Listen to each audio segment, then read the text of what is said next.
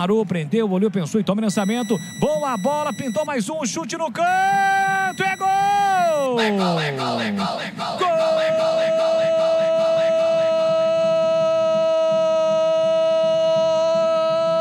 Gol! Do Bugre!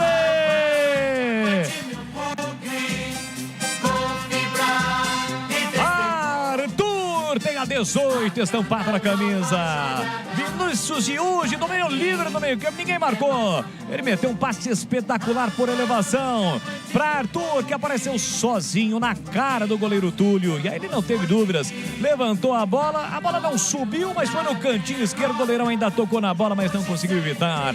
Arthur, que entrou predestinado, mudou o jogo, participou ativamente dos 2 primeiros gols marcados pelo João Marcelo e marca um belo gol, é o terceiro do Guarani, para praticamente matar o confronto, para determinar a classificação do Bugrão, a terceira fase da Copinha. Arthur, verde e branco são as cores da paixão, verde e branco as cores do Bugrão, então avante, avante, avante, avante, Bugrão. Olha lá o povão festejando, olha a galera vibrando, balançou, a rede, é gol e é gol do Guarani. Arthur, 35, segundo tempo, tá registrado. Guarani 3, Bandeirante 0.